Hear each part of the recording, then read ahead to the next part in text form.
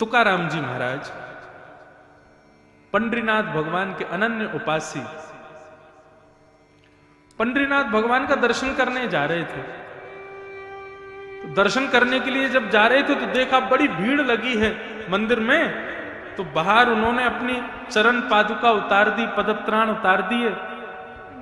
अब चरण पादुका उतार करके जैसे ही लाइन में लगे दर्शन की में, तो बार बार उनकी दृष्टि जावे, मेरी चप्पल कोई ले तो नहीं जाएगा, मेरी पादुका कोई उठा तो नहीं ले जाएगा, अरे मेरी चप्पल ठीक है कि नहीं है। उनके मन में भाव आया, बोले अरे तुकाराम तू दर्शन करने जा रहा है विट्ठल भगवान का और मन में आ रही है चप्पल।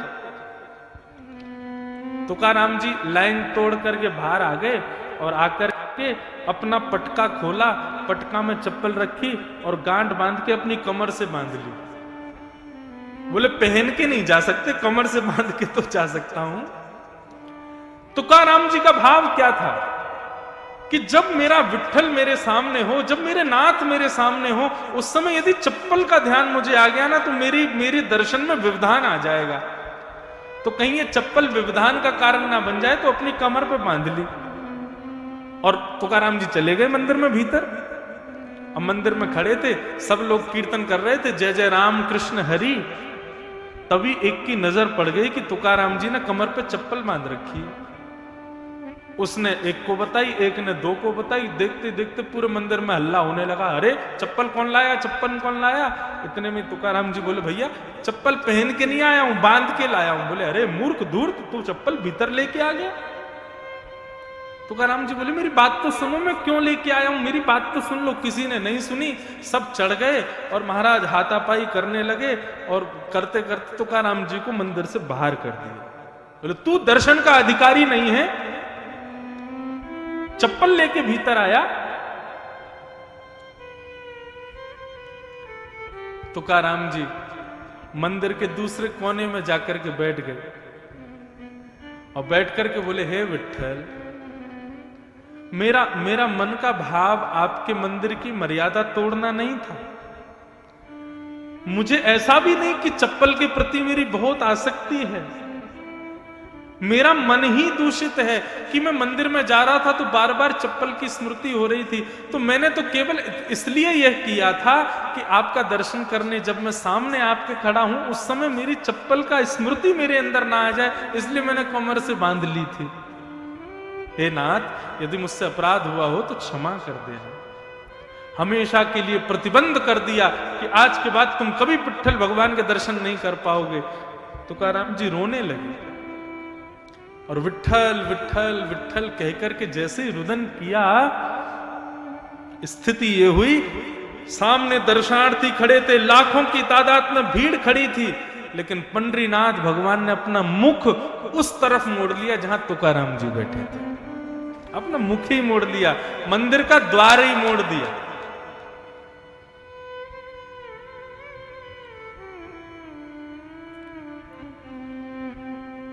ठाकुर जी को सबसे प्रिय भोग, सबसे प्रिय प्रसाद, सबसे प्रिय सुगंधी, सबसे प्रिय आभूषण, सबसे प्रिय वस्त्र यदि कोई है तो वो केवल अपना भक्त है। जब उनका प्रिय भक्त सन्मुख आता है ना तो उसको देख करके ही ठाकुर जी तृप्त हो जाते हैं, मतलब मानो भोग लग गया। जब उनका भक्त अपने नेत्रों से अश्रुपात करता है, ठाकुर जी मानो उसी से स्नान कर लेते हैं।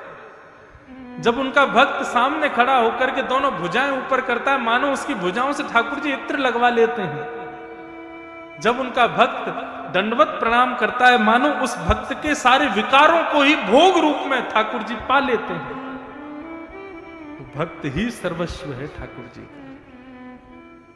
यदि कोई उसका अपमान करता है, कोई उससे बैर करता है, कोई उसको दूर रखता है, तो वो कितना भी बड़ा भक्त हो, ठाकुर जी उसको स्वीकार नहीं करते।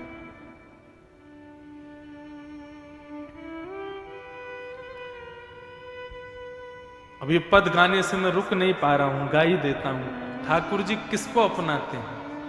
गिरधर जब अपनों कर जाने, गिरधर जब अपनों, भक्तन में मति भक्तन में गति, हरिजन संगे हरि उर आने। जिसकी भक्तों की सेवा में बड़ी निष्ठा हो, ठाकुर जी का वो अति प्रिय है। एक वृंदावन में एक महात्मा आए, अपने गुरुजी को प्रणाम किया तो गुरुजी ने उनसे कहा कि तुम एक काम करो, यमुना जी में स्नान करना, ब्रजरज को अपने तन पर लपेट लेना और फिर गुरु मंत्र का जाप करके नेत्र बंद करना, तुमको श्यामा श्याम के दर्शन होंगे। उसने कहा ठीक है।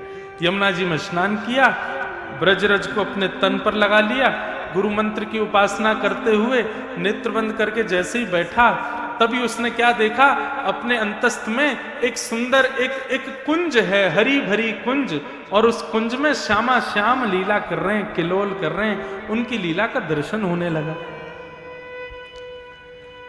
दर्शन करते करते अति आनंदित, तभी वो अनुभव करता है कि श्यामा श्याम जो उसके अंतस्थ में दिखाई दे रहे हैं, वो एक लीला करते हैं, जिस लीला से उस भक्त को थोड़ी हंसी आने लगती है, थोड़ा आनंद आने लगता है। बहुत सावधानी से सुनिएगा। अब जिस समय उसको हंसी आती है, उसी समय सामने से एक ब्रजवासी वो जा रहा होता है और वो विकलांग होता है, एक पैर नहीं होता उसका। अब वो व्यक्ति हंस तो रहा था ठाकुर जी की लीला देख करके, लेकिन उस विकलांग ब्रजवासी को लगा ये मेरे ऊपर हंस रहा है, ये मेरी चाल पर हंस रहा है। और स्थिति क्या हुई, जैसे उसके हृदय में आया कि ये मेरी चाल पर हंस रहा है, ऐसी भावना आते ही उसके हृदय से ठाकुर जी अंतर ध्यान हो गए। उसके हृदय से ठाकुर जी चले गए। अब वो बार बार आंख बंद करके देखे, बोले इतनी सुंदर लीला हो रही थी, इतना आनंद आ रहा था, श्यामा श्याम आपस में दोनों लीला कर रहे थे, बड़ी प्रसन्नता हो रही थी, अचानक से अंतर्ध्यान क्यों हो गए, नहीं समझ पाया। उसने फिर से जमुना स्नान किया, फिर ब्रजरज को तन से लगाया, गुरु मंत्र की माला जप करके फिर नेत्र बंद किए। कुंज तो दिख रहा है, आवाज तो ठाकुर जी की आ रही है, किशोरी जी हंस रही हैं, श्याम सुंदर लीला कर रहे हैं, ये सब अनुभव तो हो रहा है, लेकिन ठाकुर जी दिख नहीं रहे। अति व्याकुल 3-4 दिन तक जब उसको दर्शन नहीं हुए, दौड़ करके अपने गुरुदेव के पास गया। बोले गुरुजी, एक दिन ऐसे ऐसे लीला हो रही थी, ठाकुर जी ने ऐसी लीला की कि मुझे जोर से हंसी आने लगी, मैं हंसने लगा। अचानक पता नहीं क्यों फिर श्यामा श्याम अंतर ध्यान हो गए, उनकी आवाज आ रही है, चलने की नूपुरों की ध्वनि आ रही है, कुंज दिख रही है, लेकिन ठाकुर जी नहीं दिख रहे। गुरुदेव मुस्कुराए और बोले, तुमसे कोई भक्त अपराध तो नहीं हुआ? बोला नहीं भगवान, मैं क्यों अपराध करूंगा, मैं तो अपने सामान्य भाव से केवल स्नान करके ब्रजरज लगा करके केवल ठाकुर जी का स्मरण कर रहा था, इसमें भक्त अपराध क्या? बोले जब तुम हंस रहे थे, हंस करके तुमने जब नेत्र खोले तो आसपास कोई था क्या? उसने बताया, बोले कि हाँ एक व्यक्ति था, लेकिन थोड़ा दूरी पर था, एक विकलांग था, वो जा रहा था, शायद ब्रजवासी था।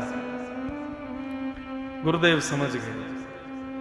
बोले बेटा, तुम हंस रहे थे ठाकुर जी की लीला देख करके, लेकिन उसको लगा तुम उसकी दुर्बलता पे हंस रहे हो, और इसी भक्त अपराध की वजह से ठाकुर जी तुम्हारे हृदय को छोड़ के चले गए। अब आप विचार करो, जानबूझ के भक्त अपराध करने का तो जाने क्या ही फल देंगे ठाकुर जी, बिना जानबूझ के किया तो ठाकुर जी ने हृदय छोड़ दिया उसका, चरणों में गिर गए। बोले भगवान अब मैं क्या करूं, कब आएंगे ठाकुर जी मेरे हृदय में पुनः? महात्मा ने बताया, बेटा बहुत लंबा अब कार्य तुझको करना पड़ेगा। बोले क्या? बोले 1 महीना पर्यंत वृंदावन की परिक्रमा में बैठ करके जितने लोग वहां से गुजरे सबसे प्रणाम करके सबसे क्षमा मांगना, चाहे कोई भी हो, वृंदावन की परिक्रमा दे रहा हो कोई भी व्यक्ति भक्त यहां से निकले तुम्हारे सामने से, उसको प्रणाम करना, कान पकड़ के क्षमा मांगना कि मुझे क्षमा कर दो। जब इस प्रकार 1 महीना पर्यंत तुम समस्त ब्रजवासियों से क्षमा मांगोगे, तब ठाकुर जी तुम्हारे हृदय में आएंगे। आप ठाकुर जी का भोग लगा रहे हो, नमक मिर्च दाल में ज्यादा पड़ गई, ठाकुर जी उसको सहन कर लेंगे। आप ठाकुर जी का श्रृंगार करते समय यदि ठाकुर जी तुम्हारे हाथ से गिर जाए, नीचे बेचारे इनके सिर में लग जाए, ठाकुर जी उसको भी स्वीकार कर लेंगे। भरी ठंडी में ठंडे पानी से नहला दोगे, ठाकुर जी स्वीकार कर लेंगे। लेकिन यदि किसी भागवत का, भागवत यानी भगवान का, किसी भक्त का अपराध यदि कर दिया, ठाकुर जी क्षमा नहीं करेंगे। और उसकी क्षमा की विधि बहुत लंबी है। इसलिए बंधुओं, ठाकुर जी ने तुमको स्वीकार किया है, ये कब जानो?